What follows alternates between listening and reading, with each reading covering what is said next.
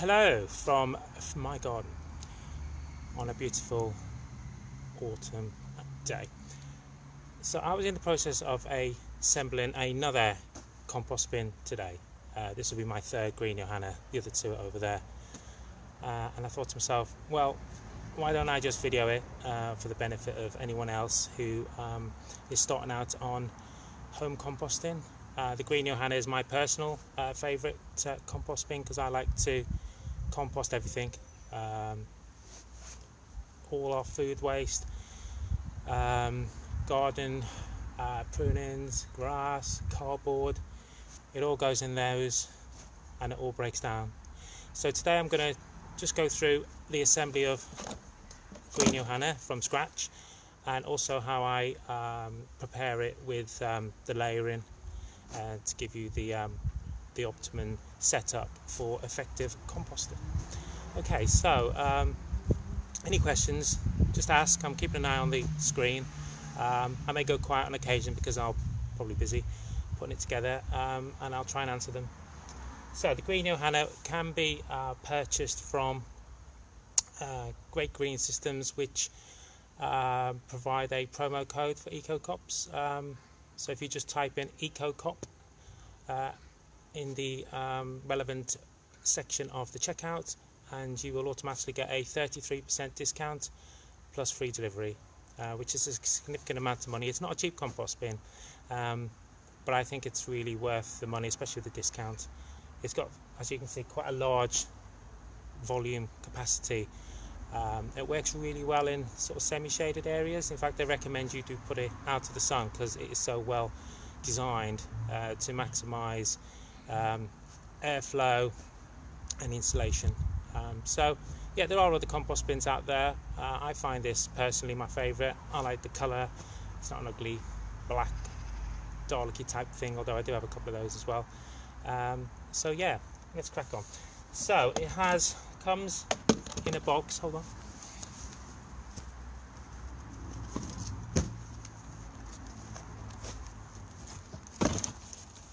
Comes in this cardboard box, sort of flat packed, and inside it has this aerator.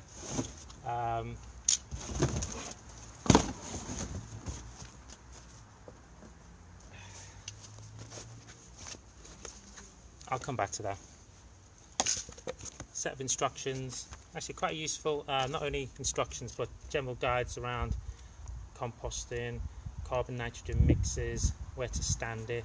So we're talking about a 15-page leaflet actually, which in itself is quite useful. And we've got the compost bin assembly checklist. So just double check there that everything that should be in there is in here. So we've got, let's do that now. And by the way, I'll be using this cardboard to act as a mulch on my borders. I'll just be, with my no-dig approach, I'll just be, any areas I want to work on, I'm going to simply just clear the stones. I'm not going to do any digging, break the cardboard up, put it on, straight on top of the soil, and then I'm going to backfill with that with the mulch, and then I'll do any planting on top of that. The benefit of that is you're not disturbing the soil, you're not damaging any of the soil microbiology, and everything underneath it that you didn't want to be there will just simply decompose, break down, and actually feed the soil.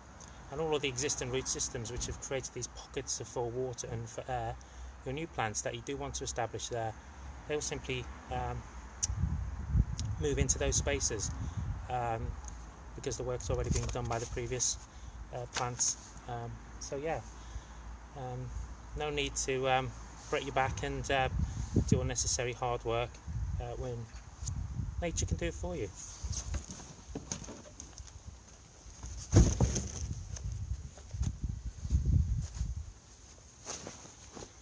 Okay, so let's have a look at this checklist. Okay, so four outer rings. 1, 2, 3, 4.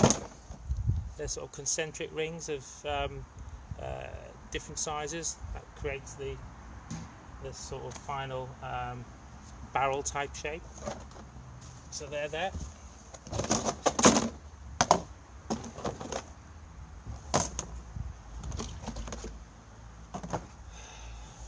we've got two of these. I can see the other one over there. These are the compost bin doors, and what I like about these is you can actually screw them into the bin.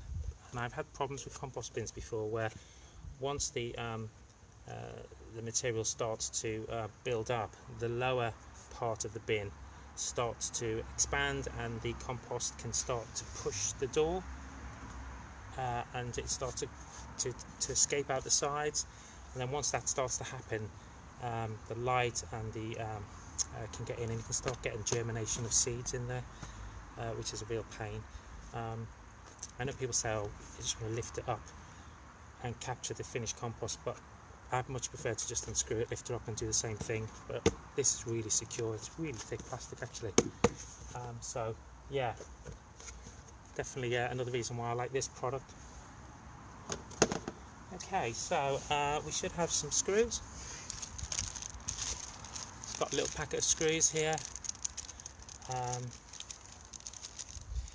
It really is easy to put together. I don't even need instructions because I've done it a few times now.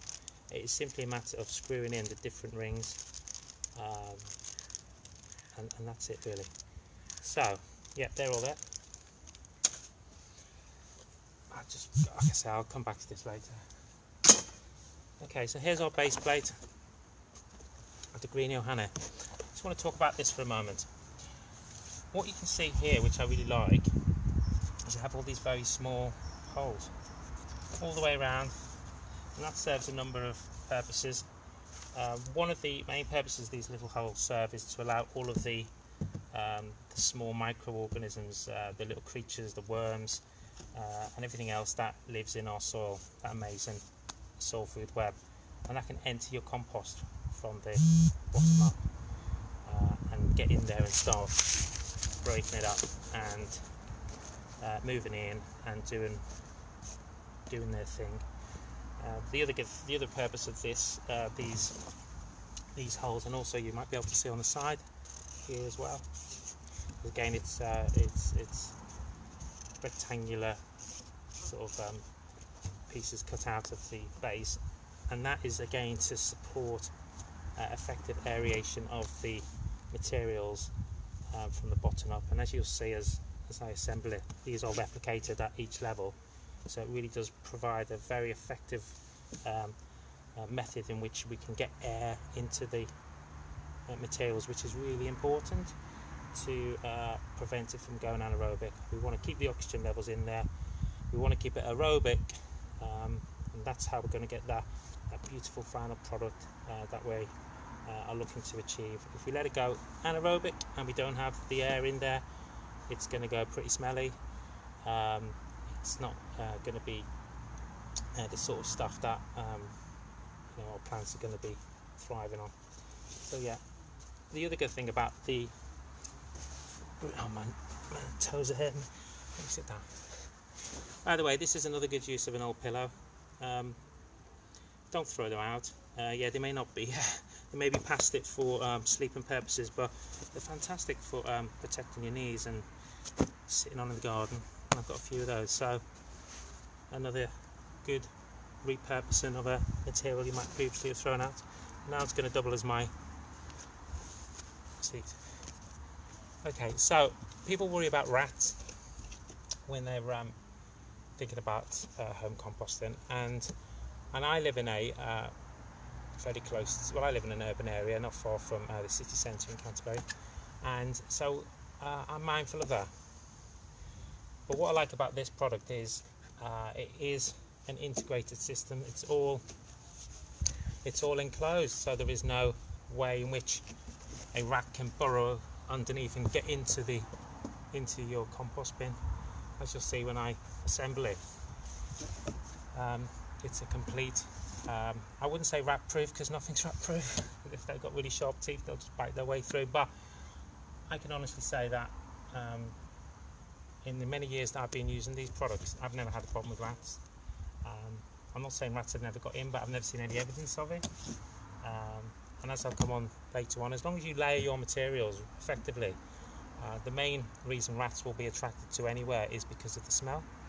So if you can mask that smell by layering correctly, so when you do put in your your food waste, particularly your cooked food waste. Like I put in chicken carcasses.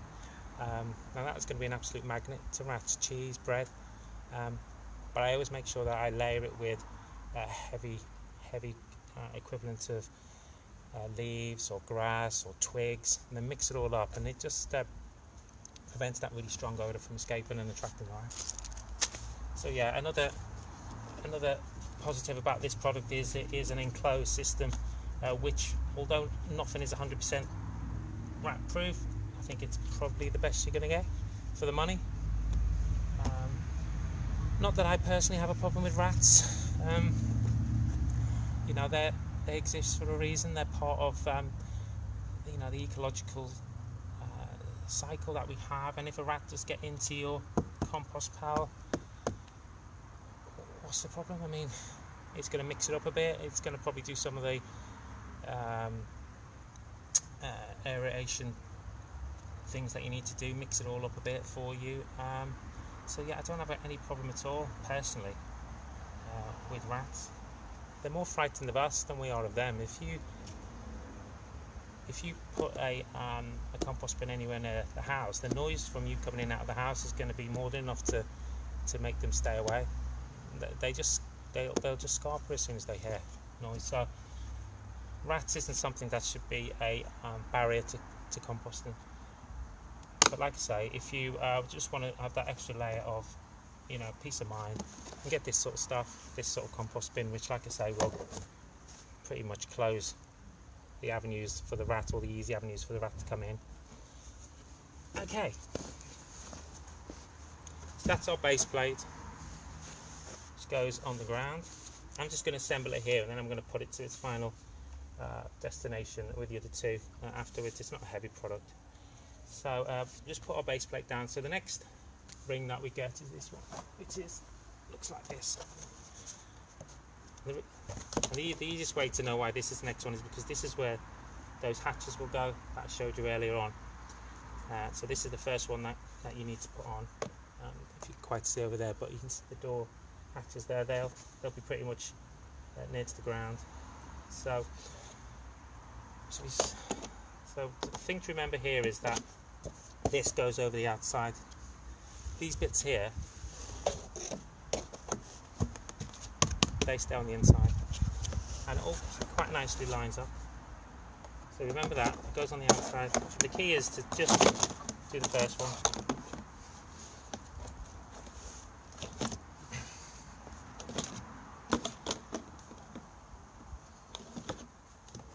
Okay, so get this section here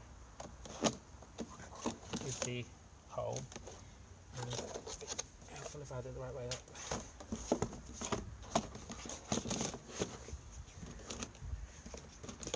And then there's a rib inside which you just need to feed it into. So I need to just stop talking for a while because I'm not good at multitasking.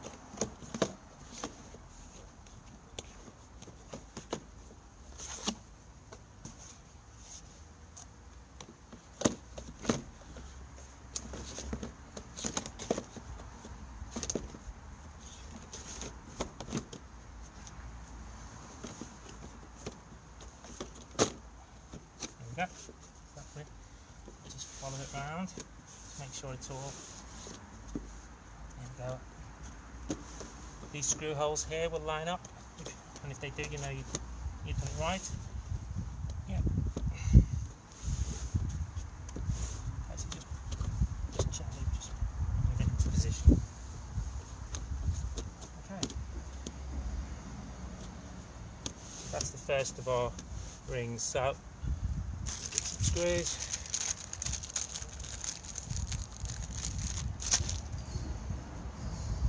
Little screws like that. Phillips screwdriver. It's the only item you're going to need for this.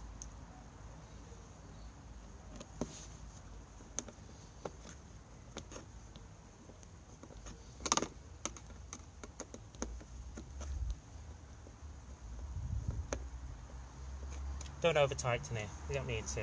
All that will happen then is you'll just go spinning and you'll lose the grip of the plastic. So just until you feel some resistance. made that mistake before. I don't know what it is about the screws, I just feel like I've got to tighten them until I physically can't tighten them anymore. I've had to learn the hard way about that. Although I've never owned an electric screwdriver. Maybe I need to, although I'm 48, I've managed to get to the age of 48 without one. There's something quite nice about doing it this time.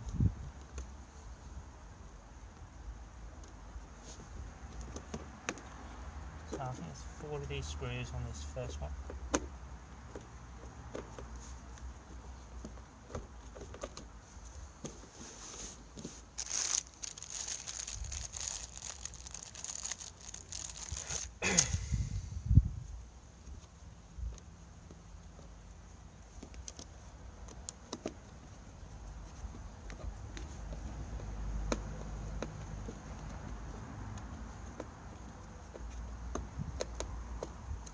Okay, first of all, ring's done. Okay, so you will be pleased to know that the easiest way to know which is next is just look which one's next biggest. Which is this one? And I think they also put some markings on there. So yeah,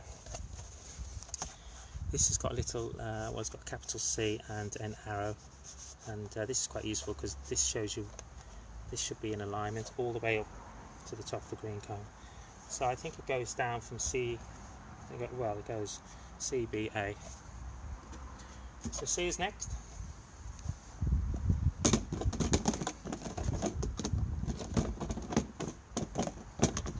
You know what, it might not be.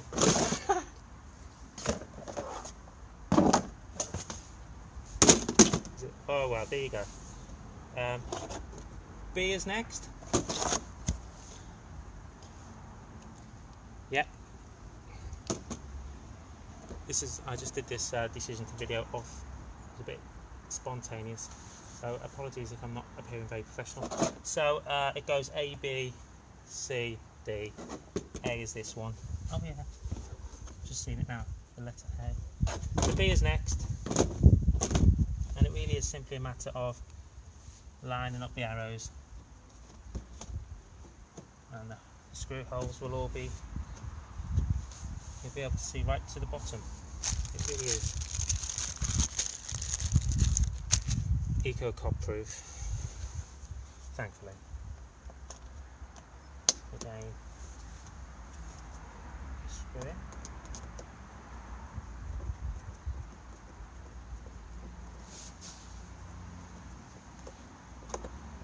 So not too tight. I think on the first one I just did it really tight. It just split the plastic. So I don't do that.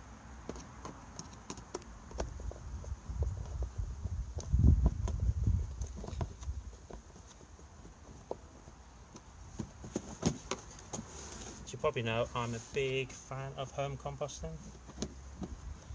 If you have any available space and you're not doing it, I would thoroughly recommend it. You'll be amazed what Mother Nature does with your leftovers, you know, food or garden trimmings. Interestingly, the vast bulk of materials you put in will be broken down when the compost is ready. I think I read somewhere that only 15% of the volume of materials you put in will be left when the compost is ready. Primarily because most of the composition of the materials is water, so that will just evaporate or be used by the bacteria or dissipate into the ground, and the rest of the materials are just blended in, firstly by the bacteria, which is the hot part of the process. So when you hear about hot composting, it can be a bit misleading. all hot composting is when you have a high concentration of bacteria. It tends to be at the beginning of the composting process, and it's the bacteria working and multiplying that generates the heat. So when you give your compost a mix and all that steam comes out, that's basically because of the bacteria activity. So in any compost bin, whether it's a one like this or a hot composter, you can buy something called a hot composter. I know some people use them, or just your basic black ones I've got over there. As long as you understand the basic rules of composting, you will be able to hot compost, because it's just the first stage normally. Okay, so that is ring B, not ring C, in place. Okay, so we are probably nearly halfway there. So A, B, now C. Now it is time for C, but that is B. Okay, here's C, and again, exactly the same.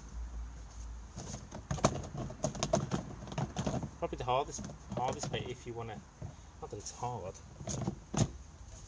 when you did it for the first time, is that first bit with the base plate. So let's make sure our letters are lined up. This is the arrow. Let's just find the arrow.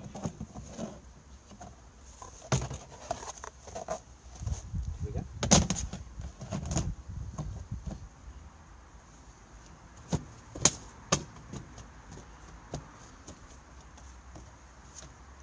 Easy peasy.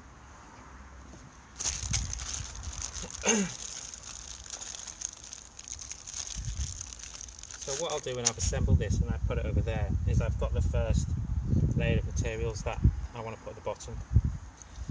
I can't impress upon you enough that although you may be very excited when your compost bin is put together, you must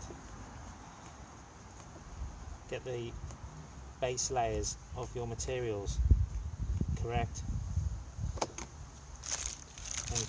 And if you do that, then a lot of the problems that people experience with composting, such as it's too dry or too wet or it's not really seeming to do very much, will be avoided. Because as fellow eco-cop and great compost expert and friend of our group has says numerous times on his videos, Nicky Scott I'm talking about, you need to build structure into your compost pile, and that's probably the thing that most people neglect. So how do you get structure into your compost? Well, the easiest way to do that is to put in hard twiggy materials. So any twigs you see lying about, or sort of thick prunings. There's a lot of blackberry that's gone a bit mad appeared in my garden. It's quite a tough pruning, so I'll be got some of that in my wheelbarrow actually, just cut up that sort of stuff. But even things like cardboard, if you rather than put it in flat, if you just scrunch it up like a ball, creates good air pockets in the compost. Because it takes a while to break down, it allows other materials to breathe.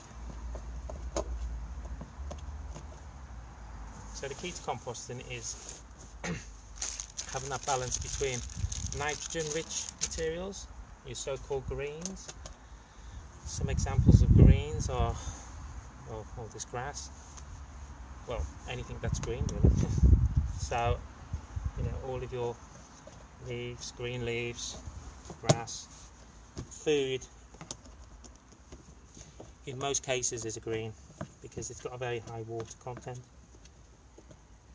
So for every container of food waste that you want to put in your green Johanna, which happily takes food waste, you need to be putting an equivalent amount of carbon-rich brown material, such as, like I said, cardboard, paper. Cereal boxes are quite good. I've got children and we get through quite a lot of cereal boxes, so don't chuck them in the recycle bin, then just break them up and put them in your compost bin. And they're going back to where they came from, which is the soil, through the magic of compost. Okay, so that is in place. Okay, final ring,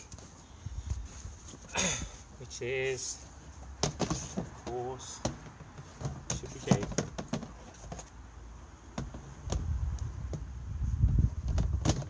And so it is.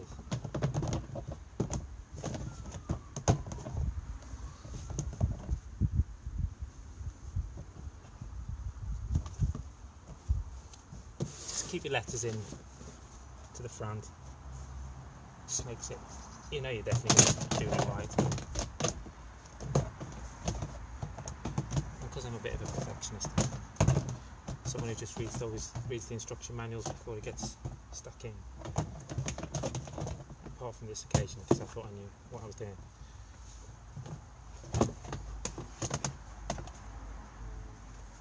There we go.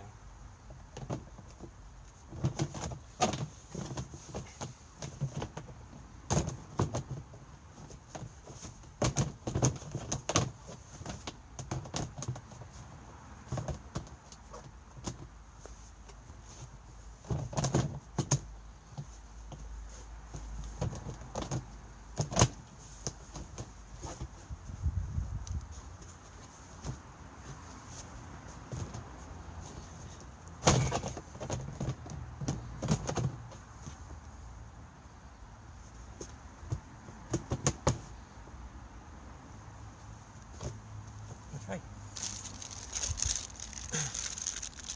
Sometimes you get a little bit of sort of plastic mould, and which isn't.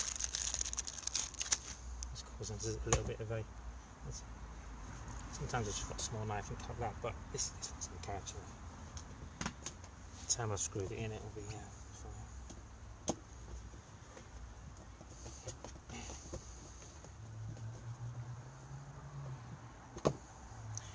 Now, how many of these compost bins, you might be thinking, do you need?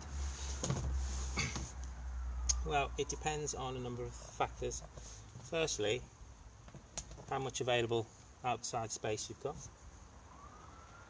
Ideally, you should place them on soil, so you can allow the worms and the other arthropods to enter into from the ground up, but it's not essential. You can place it onto a patio or concrete slab or decking. You just need to be mindful that when compost or when materials break down, they will release a brown liquid called leachate. So if you're concerned about staining of a surface, you need to bear that in mind. It's just an inevitable part of the composting process. The leachate itself is full of nutrients, so if you can allow it to seep back into the soil, then again you're providing an amazing liquid feed for your garden. So it seems a shame, if you can, that you don't, so you get both the end product compost, but during the decomposition process you're able to allow this leachate liquid feed to seep into your soil. And without doubt, any plants that I have that's in the vicinity of a compost bin thrive, for obvious reasons.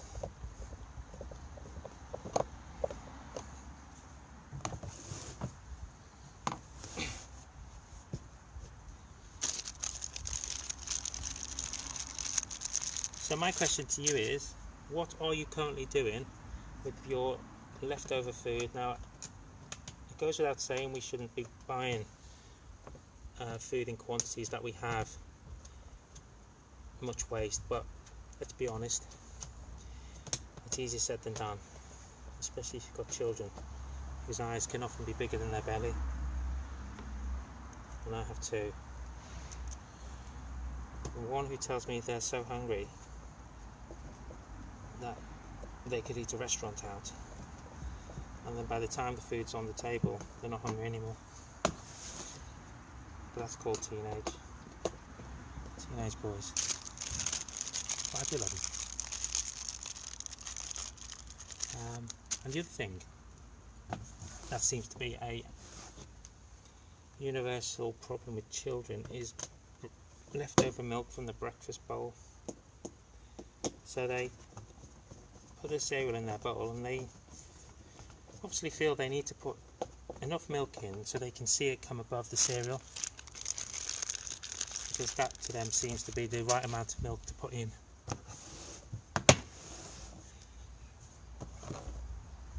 But as we all know, once they've consumed that cereal, we're left with about half a bowl of milk, which is just left. So what do you do with that milk? Just throw it down the sink, which obviously is a bit of a waste. Some of you may be, well then I'll come up with some suggestions what you do with that milk.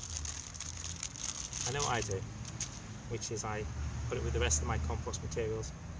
So it is obviously a liquid, so I'm going to be mixing it with paper and cardboard to balance that off. But at least I'm not putting it down the sink. Obviously milk comes from cows if you're not vegan. So in our house we've got cow's milk and soy milk, but ultimately milk comes from plants grow in soil, so we're putting the milk back in the soil that we haven't consumed. Okay, let's have a look.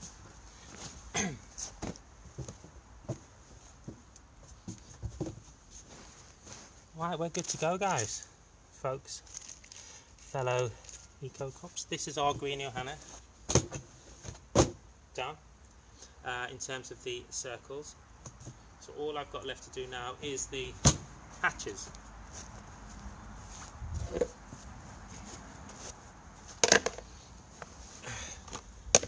Two hatches. Really, a lot of the hatches I've had before, especially on the sort of black sort of compost bins. They're really flimsy. You just slide them in, and like I say, any form of pressure from behind, they just start to part and material escapes. Nothing comes out of these, which is another reason I really like it. Okay, so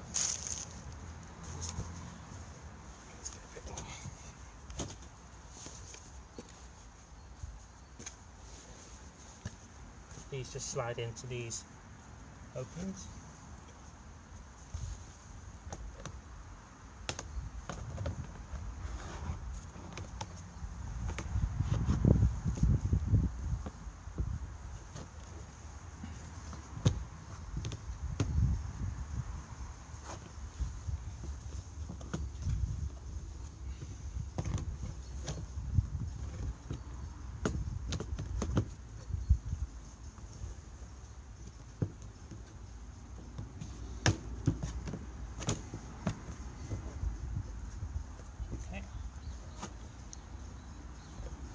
So there's one hole just here for the screw.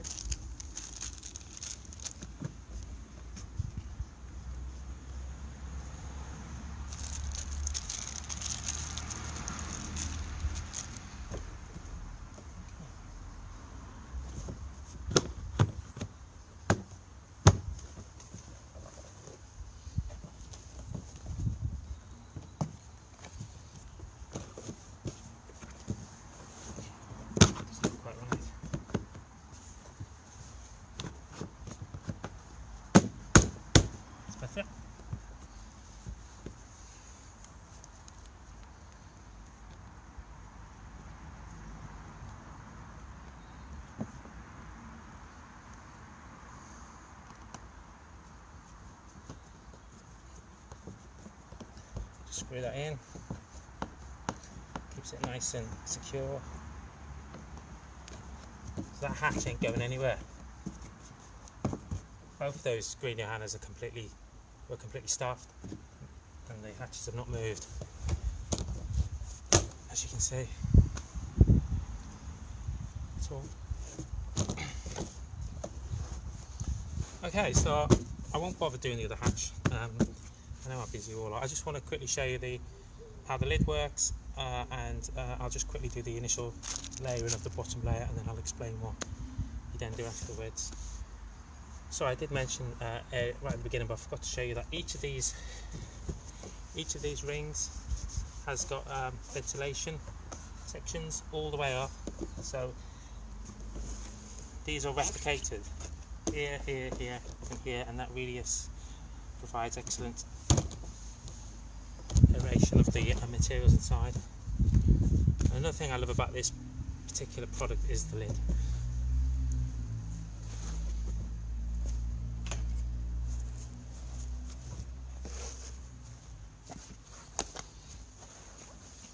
Okay, a lot of compost lids will have these type of screw lids, which can be an absolute pain to get off. I've really struggled with this sort of black wall ones particularly. Some of the other ones are slightly easy, I've seen just lift on and off, but this isn't. This is a screw-on lid, but actually it also is a sort of you can control the airflow inside as well, which is really clever, which I'll show you in a minute. And it's to do with these ventilation sections.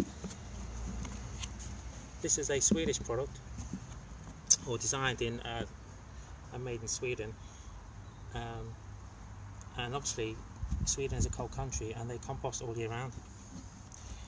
Scandinavia in a lot of ways is a bit of a trailblazer around composting and environmental sustainability work. They're not perfect, but I tend to find that if it's made in Sweden, it's certainly been thought through. Okay, so the way this lid works is you just place it on top and just rotate it until you find the point in which it drops, and you simply continue to and it just rotates one way or another. This way will be locked, this way will be open, and off it comes. Now, final thing I wanted to just demonstrate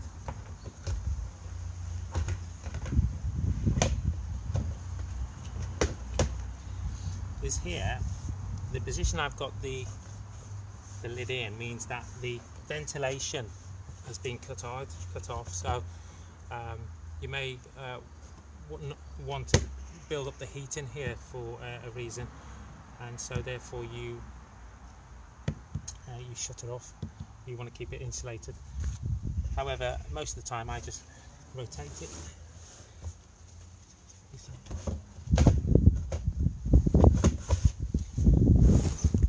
So that the ventilation section is exposed to allow the air to enter in, and again the air can enter in and work its way down, or again come up.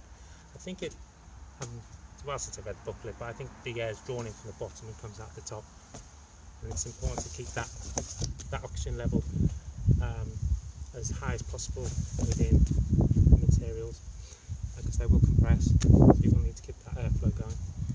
Okay, so it wasn't too difficult, was it? All assembled.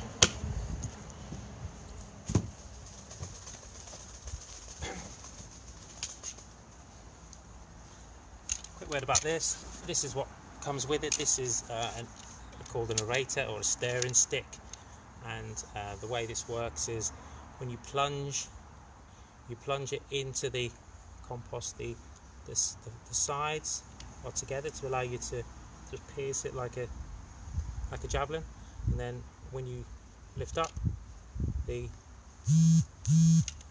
little sides open up, and then they hold on to the material, draw the material up, and allow the oxygen to be drawn in. So just a simple method really. and in you go. Comes up, opens, and the materials manage to just aerate it like that. So it's quite easy. I personally just use my fork, so I've got 3 of these. If anyone wants one, spare one, let me know. You can have mine. Okay, so final thing I want to just cover is getting your materials layered, and the key here, as I said at the beginning, is structure. So I've kept some twigs and coarse material to one side, and that's the first thing that you should put on the bottom of your compost bin. Put in these thicker materials. Remember, all of the weight of what goes on top of it afterwards is going to put pressure on the bottom of the bin. So if you've got a thicker material on the bottom, it's going to keep that gap open to allow the air to be drawn in through the bottom, and to prevent it becoming a bit of a sludgy mess at the bottom. If you lose the bottom, the rest of that bin is not going to work as effectively as it should. So make sure you put the correct coarse, thicker materials at the base of your compost bin. So I will just show you the materials. I won't put them all in there. I'll just show you the types of things I'm going to start with, and then I'll just quickly tell you what layers follow after that, and then we're done.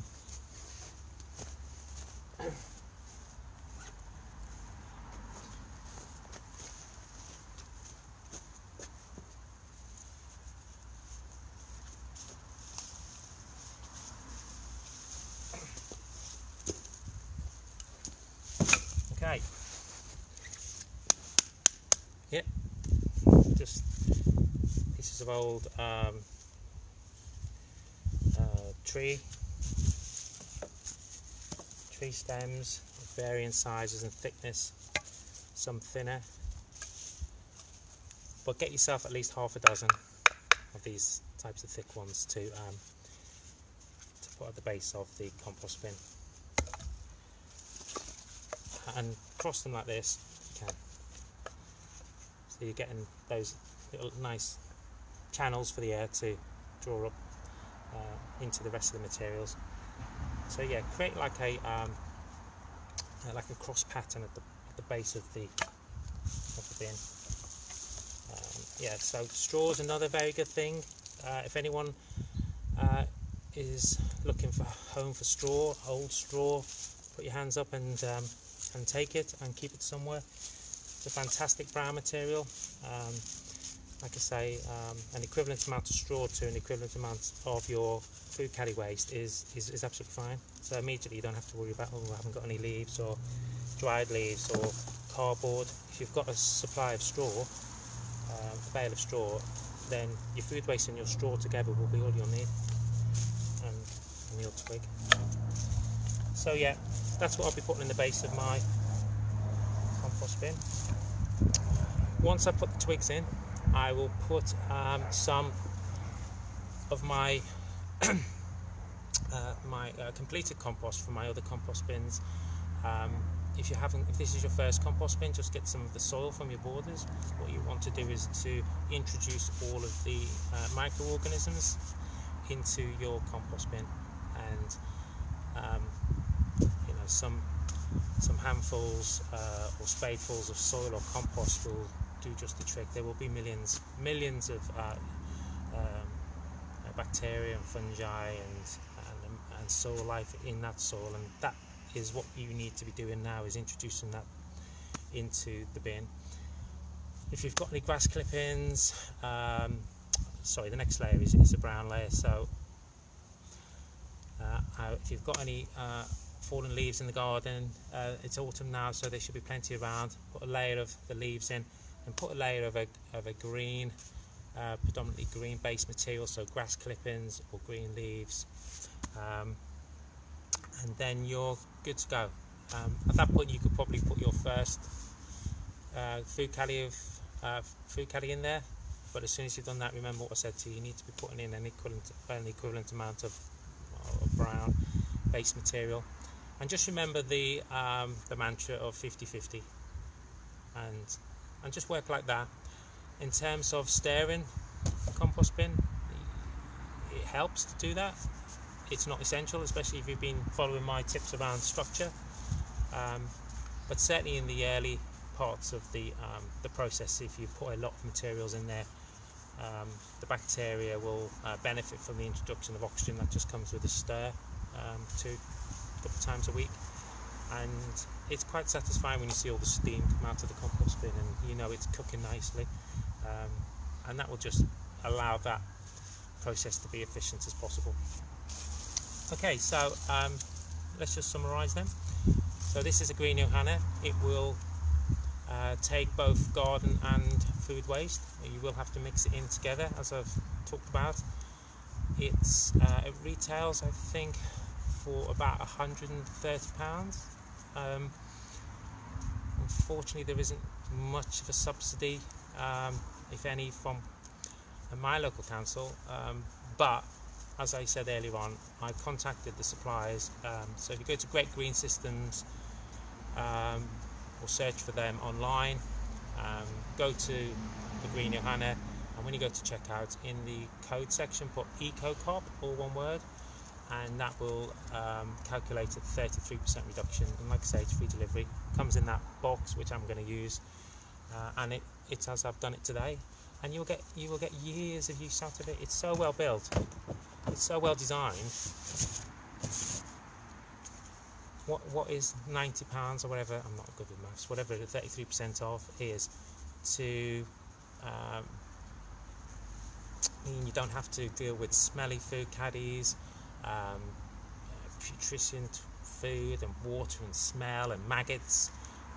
You just, at the end of each day, you take your container and you chuck it in your green Johanna, and at the end of it you get this most amazing life-infused product, which you just sieve and sprinkle on the borders, or you just put as a nice mulch on the top layer, and it will just be drawn in. A million times better than anything else you can buy out of a garden centre, which has had the life nuked out of it. It's just a sterile medium. Garden centre compost. It's only when you put it into the soil that the life then finds its way in. So this is gold dust. Hopefully you found that helpful. I just thought today I would take the opportunity to video as I was doing it, and if you've got any questions or comments, then you know where to go. Cheers guys.